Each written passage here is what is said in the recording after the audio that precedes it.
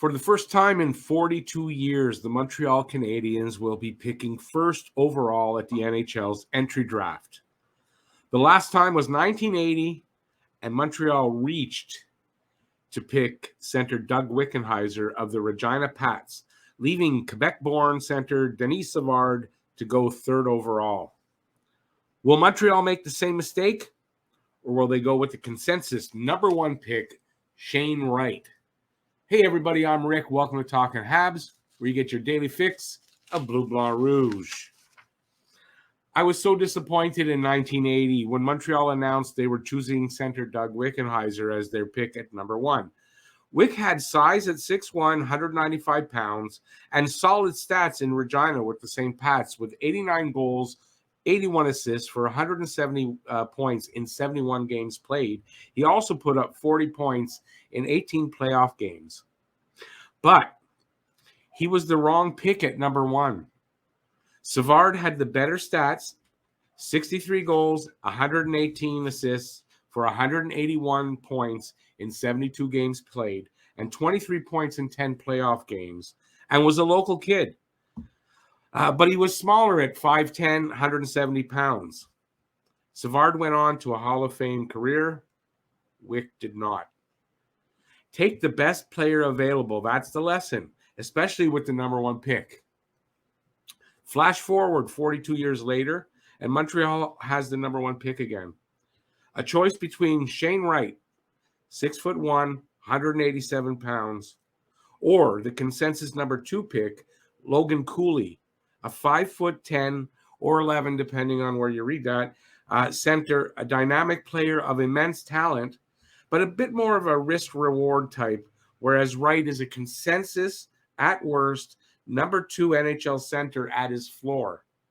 A guy who is a can't-miss top six player with a very high hockey IQ and a bag full of tools, who may not be generational, but may reach elite status. To me, it's a no-brainer to draft Wright with the first pick. He solidifies the center position with Nick Suzuki, giving a 1-2 punch of both offensive-minded and two-way centers, who both bring to mind Patrice Bergeron of the Boston Bruins. Two guys that can score but are very responsible defensively. Both with great vision, hockey IQ, and anticipation. Both centers that could be point-to-game players. Perfect guys to pair up with the up-and-coming talent Montreal has and is developing in Cole Caulfield, Sean Farrell, Riley Kidney, Josh Roy, and others. I've no doubt GM Kent Hughes will call Shane Wright's name July 7th, especially with the draft here in Montreal. He has said he's not going to say anything about it until draft time. We can talk about Cooley, Slavkovsky, Kemmel, Nemec, Jiricek, etc., but Shane Wright is the consensus number one pick by everyone down the board, and it's a good crop in the top 10, where it's thought all top 10 picks will be at worst solid NHLers with good careers, with Wright figured to be the least risk and the most reward. His strengths are considered to be his elite two-way game, his hockey IQ, his extremely high-level processing of the play. Scouts also rave about his away-from-the-puck positioning. He's a player who is often in the right place at the right time. That old cliche, he's a player that fits that bill. A lot like Nick Suzuki. His anticipation, always thinking two steps ahead. When he gets possession, he knows exactly what he wants to do with the puck.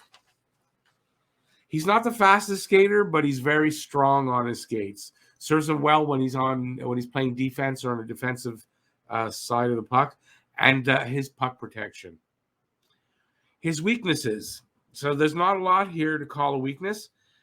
His loss of a season of development is kind of one of them, but I mean, that stands for a lot of players in this draft because of the COVID stoppages, and would only mean a possible delay of up to a year to his NHL debut, and a concern of whether his offensive style, his offense, will be enough to justify him as a first overall pick. A good comparison for him in terms of skill level apparently is, and I don't like to say his name, but John Tavares of Toronto, to go along with the Patrice Bergeron comparisons. With the first overall pick, if Montreal chooses anyone else, it may turn out better maybe in 5 years. But for right now, and no pun intended on Wright, the only way to go is Shane Wright. If you like this video, give a thumbs up. Leave a comment in the comment section. Let me know what you think. And thanks for watching.